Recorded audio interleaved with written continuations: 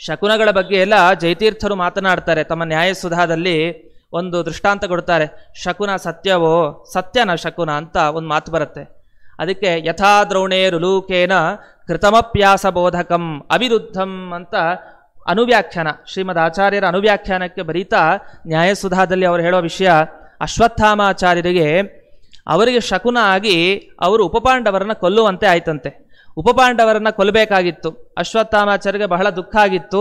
ಆ ಸಂದರ್ಭದಲ್ಲಿ ಹೇಗಾದರೂ ಮಾಡಿ ಈ ಪಾಂಡವರಿಗೊಂದು ಬುದ್ಧಿ ಕಲಿಸಬೇಕು ಅಂತ ಹೇಳಿ ಉಪಪಾಂಡವರು, ಪಾಂಡವರ ಮಕ್ಕಳೇನಿದ್ದಾರೆ ಅವರ ಸಂಹಾರ ಮಾಡಬೇಕು ಅಂತ ಶಿಬಿರಕ್ಕೆ ಅವರು ಪ್ರವೇಶ ಮಾಡಬೇಕು ಅಶ್ವತ್ಥಾಮಾಚಾರ್ಯರು. ಆಗ ಒಂದು ಶಕುನವನ್ನು ಕಾಣ್ತಾರೆ. ಏನು ಕಾಣ್ತಾರೆ ಅಂತಂದರೆ, ಒಂದು ಗೂಬೆ ಅದಕ್ಕೆ ಕಣ್ಣು ಕಾಣೋದಿಲ್ಲ. ಆ ಕಣ್ಣು ಕಾಣದೇ ಇರುವಂತಹ ಸಂದರ್ಭ ನಾವು ನೋಡ್ತೀವಿ, ಯಾವ ಕಾಲದಲ್ಲಿ ಅದಕ್ಕೆ ಕಣ್ಣು ಕಾಣಲ್ಲ ಅಂತ. ಅಂತಹ ಸಂದರ್ಭದಲ್ಲಿ ಅದೇನು ಮಾಡುತ್ತೆ, ಈ ಎಲ್ಲ ಒಂದು ಮರದಲ್ಲಿ ಅನೇಕ ಸಾವಿರಾರು ಕಾಗೆಗಳು ಕೂತಿರ್ತಾವಂತೆ. ಕೂತಿದ್ದಾಗ ಒಂದೇ ಇದು ಗೂಬೆ ಆ ಕಾಗೆಗೆ ದೃಷ್ಟಿ ಇಲ್ಲದೆ ಇರೋದು, ಅಂದರೆ ಬೆಳಕಿಲ್ಲದೆ ಇದ್ದಾಗ ಕಾಗೆಗಳು ಓಡಾಡೋದಿಲ್ಲ. ಅಂತಹ ಸಂದರ್ಭದಲ್ಲಿ ಒಂದೇ ಉಲೂಕ ಗೂಬೆ ಈ ಕಾಗೆಗಳನ್ನು ಹೋಗಿ ನಾಶ ಮಾಡ್ತಂತೆ ಅಂತ ಈ ರೀತಿ ಇದನ್ನು ಕಾಣ್ತಾರೆ ಯಾರು, ಅಶ್ವತ್ಥಾಮಾಚಾರ್ಯರು. ಇದನ್ನು ನೋಡಿದಾಗ ಇವ್ರಿಗೆ ಹೊಳೆಯುತ್ತೆ ಏನು ಅಂತಂದರೆ, ಓಹೋ, ಹಾಗಾದರೆ ನಾನೂ ಕೂಡ ರಾತ್ರಿ ಹೊತ್ತು ಈ ಉಪಪಾಂಡವರೆಲ್ಲ ವಿಶ್ರಾಂತರಾಗಿದ್ದಾಗ ಆಗ ನಾನು ಇದೇ ರೀತಿ ಒಬ್ಬನೇ ನಾನು ಇಡೀ ಉಪಪಾಂಡವರನ್ನು ಸಂಹಾರ ಮಾಡಬಹುದು ಅಂತ ಈ ರೀತಿ ಒಂದು ಕಥೆ ಬರುತ್ತೆ.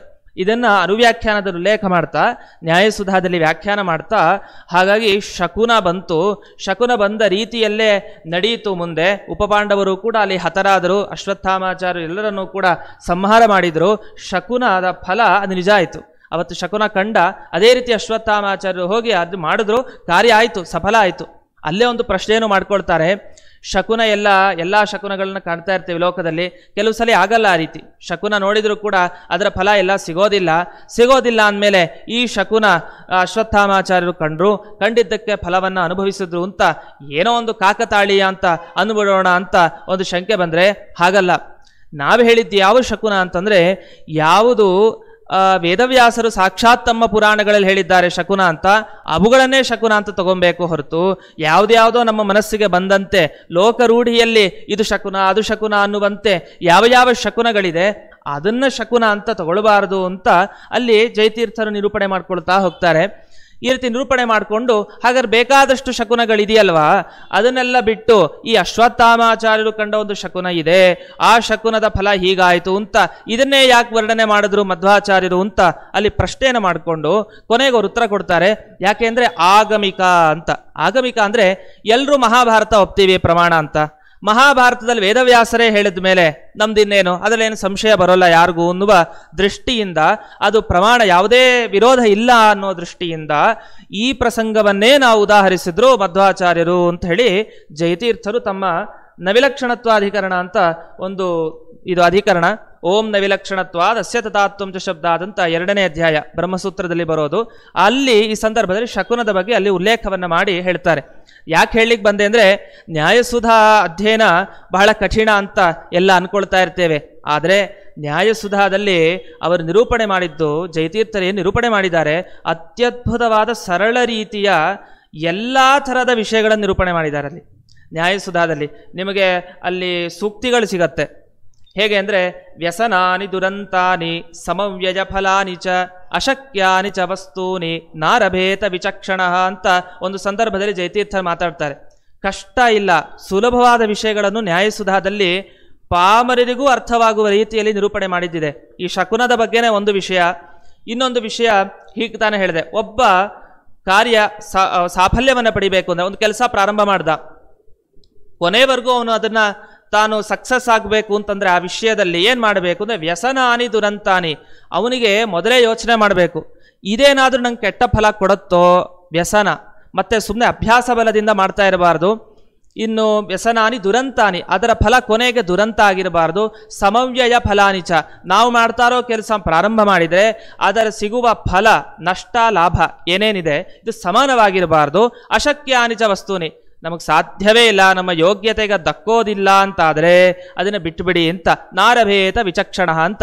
ಇದು ಯಾಕೆ ನ್ಯಾಯಸುಧಾದಲ್ಲಿ ಇದು ಬಂತು ಈ ಮಾತು ಅಂದರೆ, ವೇದವಾಕ್ಯವನ್ನು ಅರ್ಥ ಮಾಡ್ಕೊಳ್ಳೋರು ಯಾರು ಅಂತ ಒಂದು ಪ್ರಶ್ನೆ ಬಂತು. ಕಶ್ಚಂದಸಾಂ ಯೋಗಮಾವೇದ ಧೀರಃ ಅಂತ. ಈಗ ನೀವೆಲ್ಲ ವೇದಕ್ಕೆ ವ್ಯಾಖ್ಯಾನ ಮಾಡ್ತೀರಿ, ಎಲ್ಲ ಮಾಡ್ತೀರಿ. ವೇದದ ವ್ಯಾಖ್ಯಾನ ಮಾಡಬೇಕು, ಅರ್ಥ ಮಾಡ್ಕೊಳ್ಬೇಕು ನಾವು ಅಂದರೆ ವೇದದ ಪ್ರತಿಯೊಂದು ಪದಗಳ ಜ್ಞಾನ ಬೇಕು. ಪ್ರತಿಯೊಂದು ಪದಗಳ ಜ್ಞಾನ ಹೇಗೆ ಬರ್ಲಿಕ್ಕೆ ಸಾಧ್ಯ ನಮಗೆ? ಅನಂತಾವೈ ವೇದ, ಬೇಕಾದಷ್ಟು ವೇದಗಳಿದೆ, ಅದಕ್ಕೆ ಇಷ್ಟು ಅಂತ ವೇದಗಳು ಅಂತ ಇಷ್ಟಿಲ್ಲ, ಮಿತಿ ಇಲ್ಲ, ಅದನ್ನು ಹೇಗೆ ತಿಳ್ಕೊಳ್ಳೋದು ಅಂತ. ಹಾಗಾದ್ರೆ ಯಾರು ಇಲ್ವಾ ತಿಳ್ಕೊಳ್ಳೋರು ಅಂದರೆ ಕಶ್ಚಂದಸಾಂ ಯೋಗಮಾವೇದ ಧೀರ. ಹಾಗಾದರೆ ಕಹ ಅಂದರೆ ಬ್ರಹ್ಮದೇವರು ಅಂತ ಅರ್ಥ. ಬ್ರಹ್ಮದೇವರು ಮಾತ್ರ ಇಡೀ ವೇದದ ಅರ್ಥವನ್ನು ತಿಳ್ಕೊಳ್ಳಿಕ್ಕೆ ಸಾಧ್ಯ ಅಂತ ನಿರೂಪಣೆ ಮಾಡ್ತಾ, ಹಾಗಾದರೆ ಪ್ರತಿಯೊಂದು ಬ್ರಹ್ಮಸೂತ್ರಗಳಲ್ಲಿ ಇಂದ್ರ ಅಂದರೆ ಅದು ವಿಷ್ಣುವನ್ನೇ ಹೇಳೋದು, ಆಕಾಶ ಅಂದರೆ ಯಾರು? ಈ ಆಕಾಶ ಅಲ್ಲ, ಅದು ವಿಷ್ಣುನೇ. ಹೀಗೆ ಪ್ರಾಣ ಅಂದರೆ ಯಾರು? ಈ ಮುಖ್ಯ ಪ್ರಾಣದೇವರು ಮುಖ್ಯವಾಗಲ್ಲ, ನಿಜವಾಗಿ ವಿಷ್ಣುನೇ ಅಂತ ಪ್ರತಿಯೊಂದು ವೇದದಲ್ಲಿ ಬರುವ ಇಂದ್ರ, ಗಣಪತಿ, ಯಾವ್ಯಾವ ಶಬ್ದಗಳಿದೆ ಎಲ್ಲದಕ್ಕೂ ಸಮನ್ವಯವನ್ನು ತೋರಿಸ್ಕೊಂಡು ಹೋಗ್ತಾರೆ ವೇದವ್ಯಾಸರು. ಹಾಗಾದರೆ ಮಂದರಿಗೆ ತಿಳಿಲಿಕ್ಕೆ ಸಾಧ್ಯವೇ? ಪ್ರತಿಯೊಂದು ಶಬ್ದಗಳ ಜ್ಞಾನ ಬರಲ್ವಲ್ಲ ಅಂತಂದರೆ ಅದಕ್ಕೆ ಆ ಸಂದರ್ಭದಲ್ಲಿ ಇದನ್ನು ಹೇಳ್ತಾರೆ. ಈ ಪೂರ್ವಪಕ್ಷ ಮಾಡ್ಕೊಳ್ತಾ, ಆಕ್ಷೇಪ ಮಾಡ್ಕೊಳ್ತಾ, ನೋಡಿ ಅಶಕ್ಯಾನಿ ಚ ವಸ್ತೂನಿ, ನಾವು ಅಲ್ಪಮತಿಗಳು ಮನುಷ್ಯರು, ನಮಗೆ ಈ ಪ್ರತಿಪದ ಸಮನ್ವಯ ಅಂದರೆ ಪ್ರತಿಪದಗಳೂ ಭಗವಂತನನ್ನ ಹೇಳ್ತಾ ಇದೆ. ಯಾವುದೇ ಪದ ತಗೊಳ್ಳಿ, ಸಮುದ್ರದ ಧ್ವನಿ ತಗೊಳ್ಳಿ, ಹಕ್ಕಿಯ ಧ್ವನಿ ತಗೊಳ್ಳಿ, ಯಾವುದೇ ಧ್ವನಿ ತಗೊಂಡ್ರೂ ಕೂಡ ಎಲ್ಲವೂ ಭಗವಂತನನ್ನೇ ಹೇಳ್ತಾ ಇದೆ ಅನ್ನೋದನ್ನ ನಾವು ಹೇಗೆ ತಿಳ್ಕೊಳ್ಳಿಕ್ಕೆ ಸಾಧ್ಯ? ನಮಗೋಸ್ಕರ ಬ್ರಹ್ಮಸೂತ್ರ ಇದೆಯೇ ಅಂತ ಪ್ರಶ್ನೆ ಮಾಡಿಕೊಂಡು ಈ ಶ್ಲೋಕವನ್ನು ಹೇಳ್ತಾರೆ. ಆದ್ದರಿಂದ ನಾರಭೇತ ವಿಚಕ್ಷಣ, ನೀವು ಬುದ್ಧಿವಂತರಾದರೆ ನೀವು ಬ್ರಹ್ಮಸೂತ್ರ ಓದಲೇಬೇಡಿ. ಯಾಕೆಂದ್ರೆ ಓದಿದ್ರೆ ಹೇಗೆ ಸಾಧ್ಯ? ಪ್ರತಿಯೊಂದು ಪದ ತಿಳ್ಕೊಳ್ಳಿಕ್ಕೆ ಸಾಧ್ಯವೇ? ಅರ್ಥವನ್ನ ಭಗವಂತನಲ್ಲಿ ಸಮನ್ವಯ ಮಾಡ್ಲಿಕ್ಕೆ ಸಾಧ್ಯವೇ ಅಂತ ಪ್ರಶ್ನೆ ಮಾಡ್ಕೊಳ್ತಾ ಇದು ಪೂರ್ವಪಕ್ಷ ಗಟ್ಟಿ ಮಾಡಲಿಕ್ಕೆ ಈ ಒಂದು ಶ್ಲೋಕವನ್ನ ಜಯತೀರ್ಥರು ಉದಾಹರಿಸ್ತಾರೆ. ಎಷ್ಟೋ ಕಡೆ ಅಪಹಾಸ್ಯವೂ ಕೂಡ ಮಾಡ್ತಾರೆ. ಕೆಲವು ಮತದವರು ತಮ್ಮ ನಿರೂಪಣೆ ಮಾಡ್ಲಿಕ್ಕೆ ಬರಲ್ಲ. ಏನು ಅಂದ್ರೆ ತಾವು ಹೇಳಿದ ವಾಕ್ಯ ತಮಗೆ ಘಾತಕ ಆಗ್ತಾ ಇರತ್ತೆ. ಮಮ ಮಾತಾ ವಂದ್ಯ ಅಂತೆಲ್ಲ ಸ್ಪಷ್ಟ, ನನ್ನ ತಾಯಿ ಬಂಜೆ ಅಂತ ಹೇಳೋದು, ಇದೆಷ್ಟು ವ್ಯಾಘಾತ, ಒಂದು ವಿರೋಧ ಇದೆ. ತನ್ನ ಮಾತಿಗೆ ತಾನೇ ವಿರೋಧವಾಗಿ ಮಾತನಾಡಿದಂತೆ ಅಂತ ಹೇಳ್ತಾ ಒಂದು ಮಾತನಾಡ್ತಾರೆ. ನೀವೊಂದು ಅನುಮಾನ ಪ್ರಯೋಗ ಮಾಡಿದ್ರಿ, ಅನುಮಾನ ಏನೋ ಒಂದು ತಮ್ಮ ಸಾಧನೆ ಮಾಡ್ಲಿಕ್ಕೆ ಒಂದು ಊಹೆ ಮಾಡ್ದ, ಪ್ರಯೋಗ ಮಾಡಿದಾಗ ಅದು ಸ್ವವಿಷಮೂರ್ಛಿತ ಭುಜಂಗವತ್ ಅಂತ ಪ್ರಯೋಗ ಮಾಡ್ತಾರೆ. ಇದನ್ನು ಸಂಧ್ಯಾಧಿಕರಣದ ಭಾಗದಲ್ಲಿ ಬರುತ್ತೆ. ಸ್ವವಿಷಮೂರ್ಛಿತ ಭುಜಂಗವತ್, ಸರ್ಪ ಅದು ವಿಷ ಕಕ್ಕಬೇಕು. ಆದರೆ ಈ ಸರ್ಪ ಹೇಗಿದೆ ಅಂದರೆ ತಾನು ವಿಷ ಕಕ್ಕಿ ಬೇರೆಯವರಿಗೆ ಅದು ಅಪಘಾತ ಆಗಬೇಕು, ಅವರಿಗೆ ಆಯಾಸ ಆಗಬೇಕು, ಅದ್ರ ಬದಲು ತಾನು ಬಿಟ್ಟಿದ ವಿಷ ತನಗೇ ಮಾರಕ ಆಗ್ತಾ ಇದೆ ಅಲ್ವೇ ಅಂತ ಈ ರೀತಿ ಒಂದು ಔಚಿತ್ಯಪೂರ್ಣವಾದ ದೃಷ್ಟಾಂತಗಳನ್ನು ಕೊಟ್ಟು ನಮ್ಮ ಮನಸ್ಸಿಗೆ ಮುಟ್ಟಿಸ್ತಾ ಹೋಗ್ತಾರೆ. ಇನ್ನು ಕೆಲವು ಸಲ ಮಾತಾಡ್ತಾರೆ ಶಷ್ಕುಲಿ ಭಕ್ಷಣವತ್ ಅಂತ, ಉದ್ದ ಚಕ್ಲಿ ಇದೆ, ಅದನ್ನು ತಿಂತಾ ಹೋಗುವಂತೆ ತಿಂತಾ ಇದ್ದೀರಿ, ಏನು ಉಪಯೋಗ ಇಲ್ಲ, ಸುಮ್ಮನೆ ತಿಂತಾ ಇದ್ದೀರಿ ಅಂತ ಈ ರೀತಿ ಎಲ್ಲ ಆಡ್ಕೊಳ್ಳೋ ಪ್ರಸಂಗವೂ ಕೂಡ ಇದೆ. ಬಹಳಷ್ಟು ಕಡೆ ಜಯತೀರ್ಥರು ಮಾರ್ಮಿಕವಾಗಿ ಮಾತನಾಡೋದಿದೆ. ಈ ಸಂದರ್ಭ ಬಂತು ಅಂತ ಈ ಸಂದರ್ಭದಲ್ಲಿ ಹೇಳಿದೆ. ಶಕುನದ ಬಗ್ಗೆ ಅಲ್ಲಿ ಹೇಳಿದ್ದಾರೆ. ಅಂತಹ ಶಕುನ ಸತ್ಯ ಅಂತ ಜಯತೀರ್ಥರು ಒಪ್ಪಿದ್ದಾರೆ. ಆದರೆ ಮಹಾಭಾರತ ಮತ್ತು ಬೇರೆ ಪುರಾಣಗಳಲ್ಲಿ ಬಂದ ಏನು ವೇದವ್ಯಾಸರು ನಿರೂಪಣೆ ಮಾಡಿದ ಶಕುನಗಳಿದೆ, ಆ ಶಕುನಗಳು ಮಾತ್ರ ನಿಜವಾದ ಫಲವನ್ನು ಕೊಡುವಂಥದ್ದು. ಬೇರೆ ಮಾಮೂಲಿಯಾದ ಶಕುನಗಳು, ನಾವೇ ಕಲ್ಪಿಸಿಕೊಂಡಂತಹ ಶಕುನಗಳು, ಅದನ್ನು ನಾವು ಗ್ರಹಿಸಬಾರದು ಅನ್ನುವ ದೃಷ್ಟಿ, ಆ ಉದ್ದೇಶದಿಂದ ಆ ಅಂಶವನ್ನು ಹೇಳಿ ಇಲ್ಲಿ ಕಂಸನಿಗೆ ಆದ ಶಕುನಗಳ ನಿರೂಪಣೆ ಅಂತ ಒಂದು ಬಂತು. ಇದಾದ ಮೇಲೆ ಅಲ್ಲಿ ಅವನು ರಾಜಮಾರ್ಗದಲ್ಲಿ ನಡೀತಾ ಇರ್ತಾರೆ. ಯಾರು? ಕೃಷ್ಣ ಮತ್ತೆ ಬಲರಾಮರು ನಡ್ಕೊಳ್ತಾ ಹೋಗ್ತಾ ಇರ್ತಾರೆ. ಆ ಸಂದರ್ಭದಲ್ಲಿ ಎಲ್ಲ ಮಲ್ಲರು ಬರ್ತಾರೆ. ಈ ಶ್ಲೋಕದಲ್ಲಿ ಬಂತು ಮಲ್ಲಾನ್ ಚಾಣೂರ ಪೂರ್ವಾನಪಿ ಅಂತ. ಚಾಣೂರ ಮೊದಲನೇ ಪ್ರಧಾನ ಮಲ್ಲ, ಅಲ್ಲಿ ಚಾಣೂರ ಅಂತ. ಇದನ್ನು ಕೂಡ ಚಾಣೂರ ಮಲ್ಲಭಂಗನ್ಯಾಯ ಅಂತ ನಮ್ಮ ಶಾಸ್ತ್ರಗಳಲ್ಲಿ ನಿರೂಪಣೆ ಮಾಡ್ತಾರೆ. ನ್ಯಾಯಸುಧಾ ತಗೊಳ್ಳಿ, ಚಂದ್ರಿಕಾ ಗ್ರಂಥ ತಗೊಳ್ಳಿ, ಅಲ್ಲಲ್ಲಿ ಚಾಣೂರ ಮಲ್ಲಭಂಗನ್ಯಾಯ ಅಂತೆಲ್ಲ ನಿರೂಪಣೆ ಮಾಡ್ತಾ ಇರ್ತಾರೆ. ಇದು ಯಾಕೆ ಅಂದರೆ ಒಟ್ಟು 5 ಜನ ಮಲ್ಲರು ಬಂದರು. ಕಂಸ 5 ಜನನ ಕಳಿಸ್ದ ಈ ಕೃಷ್ಣನನ್ನ ಸೋಲಿಸಲಿಕ್ಕೆ. ಚಾಣೂರೋ ಮುಷ್ಟಿಕ ಕೂಟಃ ಛಲ ಕೋಸಲ ಏವಚ. 5 ಜನದ ಹೆಸರು ಚಾಣೂರ, ಮುಷ್ಟಿಕ, ಕೂಟ, ಛಲ, ಕೋಸಲ ಅಂತ 5 ಜನ ಬಂದರು.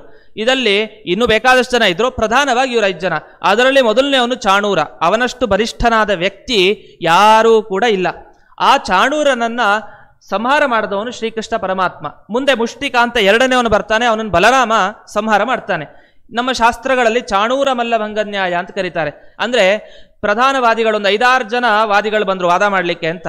ಅದರಲ್ಲಿ ಯಾರು ಒಳ್ಳೆ ಬಲಿಷ್ಠರಾದ ವಾದಿಗಳಿದಾರೋ ಅವ್ರನ್ನ ಮೊದಲು ಸೋಲಿಸ್ಬಿಡ್ಬೇಕು. ಅವ್ರು ಸೋಲಿಸಿದ್ರೆ ಮಿಕ್ಕಿದ ವಾದಿಗಳೆಲ್ಲ ತಾನಾಗೆ ಓಡ್ ಹೋಗ್ತಾರೆ ಅಂತ ಈ ದೃಷ್ಟಿಯಲ್ಲಿ ಜಯತೀರ್ಥರೇನು ಮಾಡ್ತಾರೆ, ಕೆಲವು ಸಲ ಪ್ರಧಾನವಾದ ವಾದವನ್ನು ತಗೊಂಡು ಖಂಡನೆ ಮಾಡಿ ಮಿಕ್ಕಿದ್ದೆಲ್ಲ ಈ ವಾದ ಖಂಡನೆ ಮಾಡಿದ್ರಿಂದಲೇ ಅವರೆಲ್ಲ ಓಡ್ ಹೋದರು ಅನ್ನುವ ರೀತಿಯಲ್ಲಿ ನಿರೂಪಣೆ ಮಾಡಿದ್ದಿದೆ. ಆ ಸಂದರ್ಭದಲ್ಲಿ ಚಾಣೂರ ಮಲ್ಲಭಂಗನ್ಯಾಯ ಅಂತ ಕೃಷ್ಣ ಪರಮಾತ್ಮ ಅವತ್ತಿನ ದಿವಸ ಪ್ರಧಾನನಾದ ಚಾಣೂರನನ್ನೇ ಕೊಂದು ಎಲ್ಲ ಇವರು ಇದು ಯುದ್ಧಕ್ಕೆ ಬರೋರನ್ನ ಹೇಗೆ ಓಡಿಸಿದ್ನೋ ಅದೇ ರೀತಿಯಲ್ಲಿ ಅಂತ ಒಂದು ದೃಷ್ಟಾಂತ ಕೊಡೋದಿದೆ. ಈ ರೀತಿ ಚಾಣೂರ, ಮುಷ್ಟಿಕ, ಕೂಟ, ಛಲಕೋಸಲ ಇವರೆಲ್ಲರೂ ಕೂಡ ಬಂದರು. ಆ ಬಂದ ಸಂದರ್ಭದಲ್ಲಿ ನಿರೂಪಣೆ ಮಾಡ್ತಾರೆ. ಹೇಗೆ ಅಂತಂದ್ರೆ, ಪುಚ್ಛೇ ಪ್ರಗೃಹ್ಯ ಅತಿಬಲಂ ಧನುಷಃ ಪಂಚವಿಂಶತಿಂ ವಿಚಕರ್ಷ ಯಥಾನಾಗಂ ಸುಪರ್ಣ ಇವಲೀರಯ ಅಂತ ಈ ರೀತಿ. ಅಂದ್ರೆ ಆ ಸುಪರ್ಣ ಇವ ನಾಗಂ ಅಂತ ಬರೀತಾರೆ.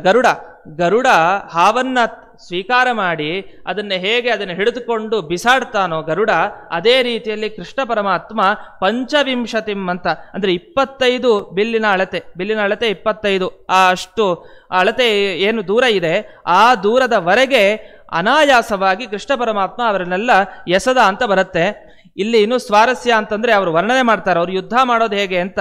ನಾವೆಲ್ಲ ಈಗಿನ ಯುದ್ಧ ನೋಡ್ತೀವಲ್ಲ, ಈಗಿನ ಏನೇನು ಯುದ್ಧಗಳನ್ನು ನೋಡ್ತೀವಿ ಆ ಕ್ರಮವನ್ನೇ ಆಗಲೂ ಕೂಡ ಕಾಣ್ತೇವೆ. ಅದೆಲ್ಲ ವರ್ಣನೆ ಇದೆ, ಚೆನ್ನಾಗಿದೆ ಆ ವರ್ಣನೆಗಳು. ಅವರ 2 ಕಾಲನ್ನು ಹಿಡ್ಕೊಳ್ತಾನಂತೆ ಕೃಷ್ಣ, ಗರ ಗರ ಗರ ತಿರುಗಿಸಿ ಬಿಸಾಡ್ತಾನಂತೆ. ಒಂದ್ಸಲಿ ಹಿಂಗೆ ಆಟ ಆಡ್ತಾನಂತೆ, ಚೆಂಡಿನಂತೆ ಆಟವಾಡ್ತಾನಂತೆ. ಮತ್ತೆ ಅವರು ಕೈ ಹೊಡ್ಕೊಳ್ತಾರಂತೆ, ಕಾಲು ತೊಡೆ ಹೊಡ್ಕೊಳ್ತಾರಂತೆ, ಆಮೇಲೆ ಸುತ್ತುವರಿತಾ ಇರ್ತಾರಂತೆ, ಈ ಕಬಡ್ಡಿ ಆಡ್ತಾರಲ್ಲ ಆ ರೀತಿ ಬೇರೆ ಬೇರೆ ಥರದ ಆ ಭಂಗಿಗಳನ್ನು ಈ ಭಾಗವತದಲ್ಲಿ ವರ್ಣನೆ ಮಾಡಿದ್ ಕಾಣಬಹುದು.